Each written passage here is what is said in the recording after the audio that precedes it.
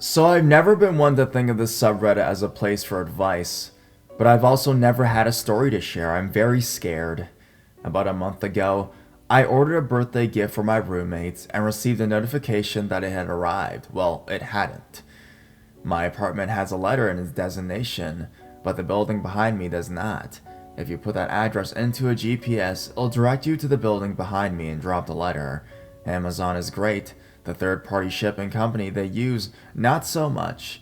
Last time my package ended up there. I thought it might be the same this time, so I went out looking for it. I was wearing my older glasses, some pajama shorts, and flip flops. I looked ridiculous at 1 p.m. on a Friday afternoon, but not enough to excuse what happened.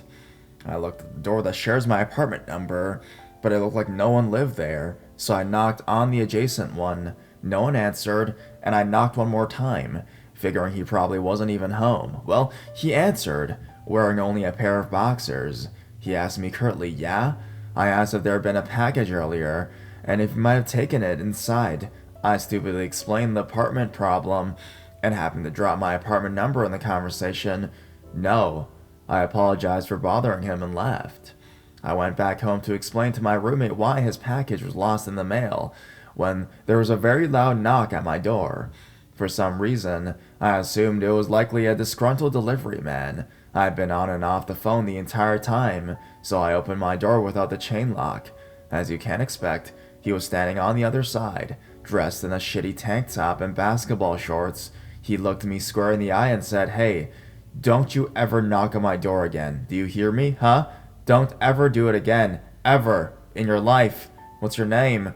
Before I could even give like a fake one, he continued, "Don't ever knock on it again." I pleaded and panicked and promised to never do so again, completely in shock. My roommate heard the entire thing, but did not see him. Multiple neighbors also directly witnessed the entire altercation. I didn't call the police, but he hadn't done anything, and I was afraid he would target me. The next day, his neighbor, the door I didn't knock on, delivered my package and apologized for the mix-up. It was Mother's Day, so my mom was visiting and I was at work. After all that, I began seeing him at my workplace. It's a public service area, so he's freely available to come and go as he pleases. The problem is, I don't know if I simply started noticing him after the incident, but he's pretty distinctive and aloof. I'm certain I would have noticed. He just walks and has his earbuds in. Occasionally, he does something on his computer for a bit. He is there almost from open to close every single day. It's a library, so again, this is normal. We cross paths almost every one of those days, too. I dress more formally at work and wear nicer glasses. Up until recently, I wasn't sure he even recognized me, and thought maybe I was worrying about nothing, and I'd simply pissed off an ineffectual dickhead. Then tonight happened. I was on the phone with a friend at about 9 p.m., walking down a road I often walk when I take walks, usually earlier, but I felt safe taking my trash to the dumpster almost the same distance at 2 a.m. in the morning, perhaps naively, I guess. I spotted him alone on the basketball court, and he clearly saw me too. I tried to pretend not to notice, but kept him in my peripheral vision. I kept walking as if nothing was wrong, because up until now, he'd done nothing since the first incident. But I could see he was leaving the court in a direction to head me off. While he was behind some bushes, I turned around. He continued to follow me, and I simply stayed on the phone with my friend as if nothing was wrong. It's times like these that I regret not coming up with those safe word phrases to alert people when I get paranoid. He quickened his pace and so did I. Eventually he was too close to keep up that, so I turned around and asked him if he had a problem with me. "Didn't you knock on my door?" was the only response I got. I meekly responded yes, unsure of how else to approach this. Then he said, "So what are you doing here?" We were outside the local community center. Our apartment complexes are adjacent to it. We're probably both the same distance. He repeated this several times and continued approaching me. I could see he was going to lunge and attack, or a fight or flight kicked in. The man is a foot taller than me and was shirtless, with some clearly maintained pectorals. I chose flight. I'm not sure if he was half-assing the chase or adrenaline kicked in, but I managed to keep him out of reach. He threw his basketball at me during the chase and grabbed for me several times. Finally, he stopped to catch his breath and I kept running. I stopped running inside of my house, thinking he'd given up, and went inside. I locked the door and called 911 immediately. While on the phone, he began banging loudly on my door like the first time. This went on intermittently for about 10 minutes. Apparently, in that time, 2 different neighbors saw him, and one verbally argued with him and told him to just leave me alone. When the police showed up, I explained everything above and described him. They found him behind my building, unclear how close to his unit he was, and spoke with him. According to the officer that checked, he thinks I'm stalking him and stealing his packages. He also told this to my neighbor. I have no self-defense weapons at the moment and don't feel safe. I can't even go to work for respite. They can remove him from property or library permanently, but I'm almost afraid to do that because it'll only make him angrier and leave him wandering around here more often instead. I don't know what to do. I'm not sure when I can feel comfortable leaving my apartment. So, to say nothing of the fact is that I don't feel safe anymore.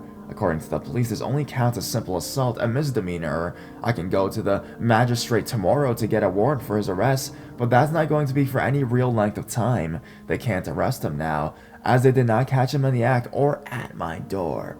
My neighbors are concerned for their own safety as well. I hope you can enjoy my stories, as I've always morbidly wanted to share one, but I'm no longer happy if I get the chance. If you have any advice, I'm happy to hear any of it. On that note, doorman, unlikely as it is, please, let's not meet again.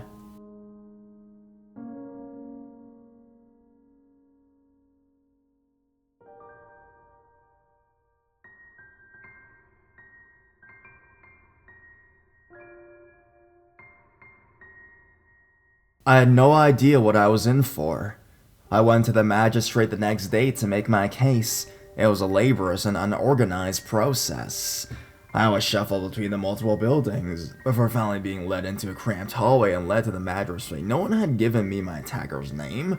The police told me the magistrate would give me that name. The magistrate's paperwork required his name, and she herself told me she couldn't give it to me. I was on edge and reacted very hostile, which got me nearly arrested. But she understood why I was so upset after I apologized. In the end, she very kindly pushed it through and gave my neighbor's name and DOB, noting she wasn't even sure if she could give me this information and file charges. She also suggested I get a civil no contact order because the trial wasn't set for a month. I went to get the civil order, and everyone in the office discouraged me from getting it because I was pushing for the criminal charges, but I was not deterred. It took so long to fill out the paperwork that the judge left before it could even be presented, which meant I needed to come back the next day. We're just now over 2 days past the assault. It's very fresh. I've been frustrated, but I feel a sense of relief that this will all blow over and the system will do its job. I've read this subreddit plenty. I don't know why I let my expectations but by judgments. I sit in the courtroom for 2 hours and nothing has happened. I don't know how to check in, and I don't know where I am in the queue. I left to go to the restroom. As I come back in, my heart sinks. Sitting on the opposite of the room, in the far back, is this motherfucker who assaulted me. With his arms stretched across the pew like he's relaxing, he catches my eye and winks at me. I'm panicked, I'm freaking out, I don't know what to do. I leave the room again to make some phone calls, which goes nowhere. When I come back in, he was finishing his statement for the case he had submitted that day, and I was granted. I had a civil restraining order on me from my attacker. Now, I was not familiar with courtroom decorum, and I challenged the judge right there. In my county, we have 5 county judges, and this judge was not one of the ones I should have challenged. She then told me she called 2 times when she called the case, and only one came forward, but she was granting the order. Then, as if the comedy hadn't ended, she called my case, listened to my entire rambling story posted here previously, with the added wink that morning, and told me the other was already granted, so she wouldn't reverse it. She made me go up there, clearly terrified, in a gibbering mess, only to deny me, and further admonish me by telling me if we both didn't learn to get along, there would be a bed in jail for the both of us. I sat back down, and the person next to me told me my attacker was full of shit, and had been raving on about some lunacy like me gay stalking him, and I obviously hadn't done anything. Everyone could see it but the judge. I waited for my copy of the restraining order and left immediately, before he even had time to exit the room. I drove to work in a panic, unsure of what to do. I went to speak to my supervisor at work because I wasn't sure how this impacted my job, you know?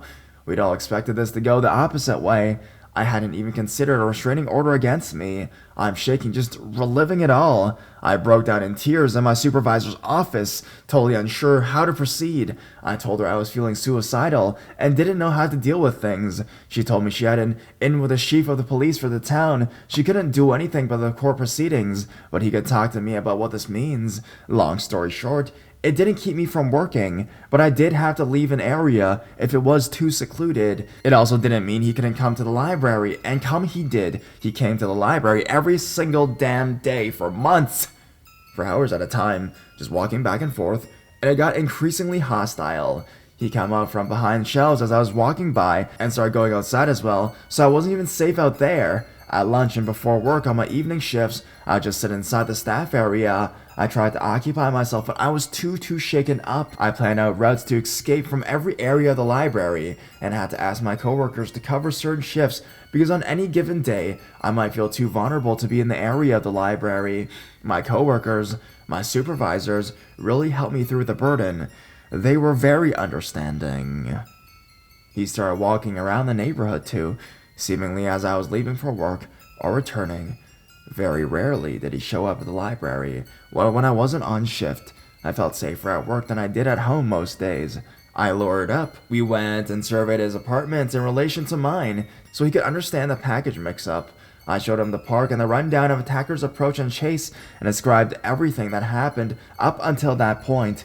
We put a plan together and prepared for the oncoming court date. He was technically just a civil lawyer for the no contact order, but he had unknowingly embroiled himself in the criminal case as well. He charged $250 an hour, and I ended up paying over $3,000 total, 5 court visits. The first court visit was uneventful and very upsetting. Attacker asked for a continuance, and it was granted without question, so he could procure security footage. Then he showed up at the library and cowed me in the bathroom for staff only. He started loudly and angrily demanding security footage. I think he seriously believed that I'd been stalking him prior to this whole ordeal. When he was denied, it was escalated to the assistant director of the library. She also denied him on the grounds that he needed a warrant. I think that was the first time the gravity of the situation really became apparent to coworkers who already started recognizing him and put the assistant director firmly on my side rather than on neutral ground. My lawyer suggested that I should get her to support me in my case, which I thought unlikely, but I asked. To my great surprise, she said yes, and was there for every following court case. Speaking of security footage, we tried to root out some of our own at the park. When my mom called to ask if we'd been allowed to have it, the woman was a bit surprised. This was the second time today someone had asked for security footage of that night. The first time had been a man talking about having a fender bender and wanting a license plate that night. When my mom explained the situation, the woman was taken aback. I mentioned that there had only been one car left when the situation occurred at the park, and it was leaving. She was the last person to leave, right around the time everything went down. She may have seen the whole thing and never even realized. Ultimately, there was no camera there, so there was nothing to be had. Despite there being no footage, attacker somehow got another continuance on the case because the criminal case was coming up, and the parties felt that having any order in place was better than just dissolving it. He kept ranting on about wanting me to have charges pressed against me and to go to jail, and the judges reminded him there were no charges against me. The judge did chide with him about visiting my workplace because the court does not look favorably on that sort of intentional contact, which deterred him a bit until the next trial. He continued to come to the library, and I continued to shrink inside of myself. I started driving to a beach house my mom and stepdad owned every weekend just to be away, and drove back just before work. I didn't want to give him any opportunities to be in town, and it was the only way I felt safe being outside. I also started recording dates and times of every appearance of his in the library and outside work. One of those times he intentionally ran a red light and nearly T-boned me while laying on his horn all the way down the road. The next time we went to court was the real, official trial.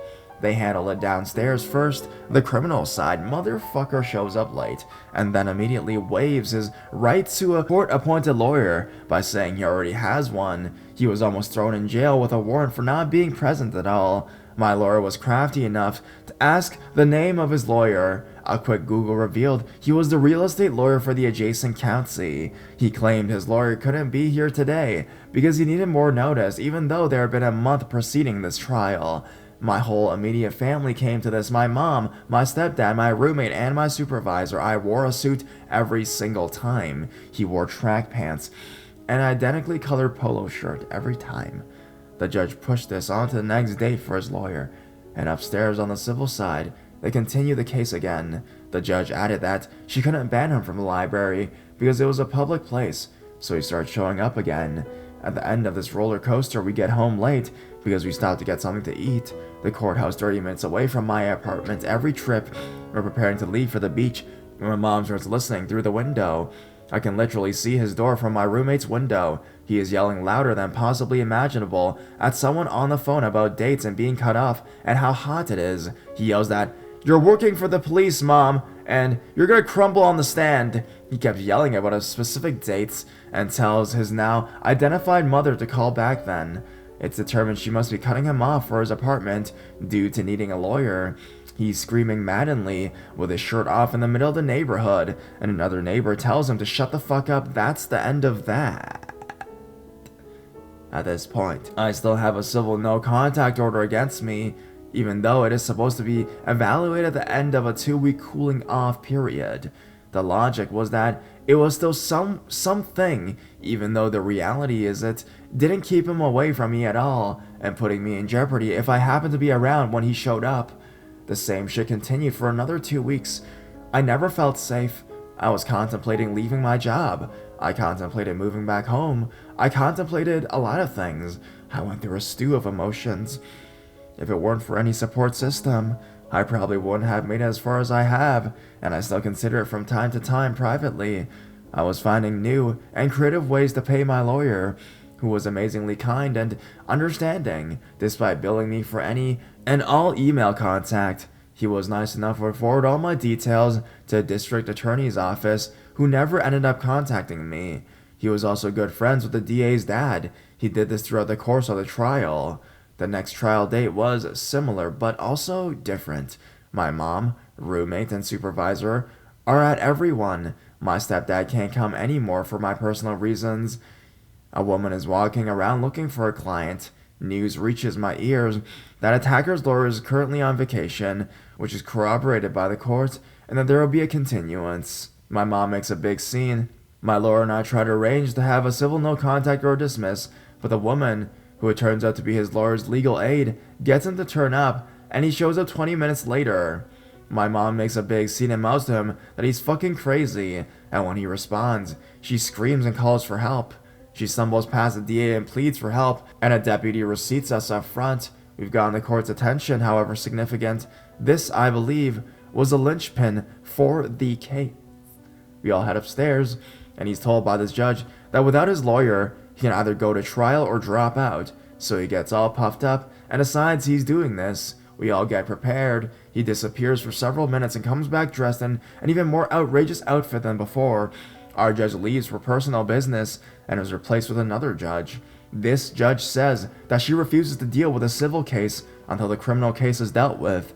Attacker raves about how he's had it up to here with me and he's ready to put me on trial. He fights to make this case instead but is denied. The new court date is a month away. The whole time the court has been pushing me to mediate, which I've been more than willing to do. Attacker has denied mediation twice at this point. I speak with a mediator in case his new lawyer talks some sense into him. Here is where the court as a whole begins to understand what I've been dealing with. It starts with me talking about not wanting to be in the same room with him, and she tries to shy me away from that concern.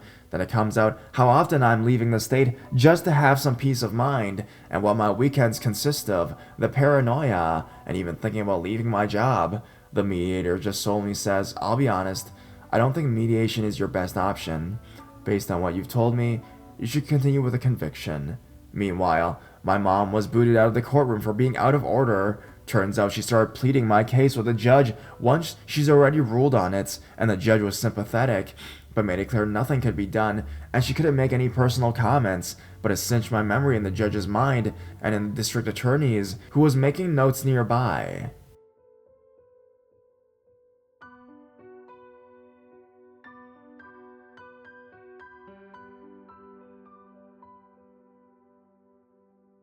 First, I get an email from my lawyer discouraging my mom's behavior. She had already asked about doing something similar and he said no. So she waited until we were both out of the room so neither of us could be held accountable. The email explained he'd ran into the same judge at lunch and she told him what happened. So they were talking about our case outside of court. It was that impressionable. Second, we got our first real response from the DA, who knowingly stated that this was the first real time the case had come to their attention, and they would not be bullied or deceived by these or his shenanigans. Cue the second bit of attention we'd received. A few weeks before the big one, attacker moves away, right on time with the date. He was yelling over the phone. My coworker have told me that they see him shopping at stores in adjacent towns sometimes. He still shows up at the library about once a week, somehow even more threatening and deliberate. A month later, everyone shows up. Attacker is not late for once, and semi-properly dressed, but his lawyer is a no-show. Turns out he's got another gig on this date in another county at a higher court and presumed he'd get another continuance. Unfortunately for him, we'd left an indelible mark on some of the people's minds. They demanded he appear, or both cases would be dismissed, and the attacker would have his charges levied against him. If he didn't appear, his wife with whom he practiced must. So he showed up. There was a little bit of pageantry. My lawyer stood up and explained his part of the case, and my supervisor stood up and confirmed I worked at the library, had an MS, and never disturbed anyone. My lawyer explained to me that they were trying to work out a settlement deal, which I should take, and I agreed I would. When his lawyer finally showed it, it was almost over lightning fast. Attacker stood with his head hung like a petulant child, and his lawyer spoke for him, basically just agreeing to terms. Now, in all previous cases that day, the judge had worked with the defendants and their lawyers to find sensible terms that made sense, agreeing to and denying certain items given their significance to the case.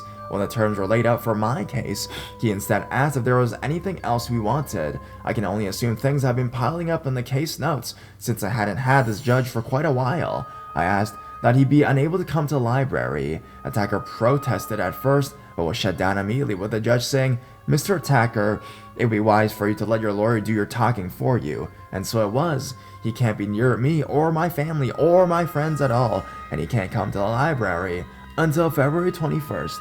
On that date, the case is dismissed and the charges dropped. We went upstairs and had the civil case dismissed with prejudice. I'll be honest, relieving as it is, I'm still very concerned when it comes to things after February.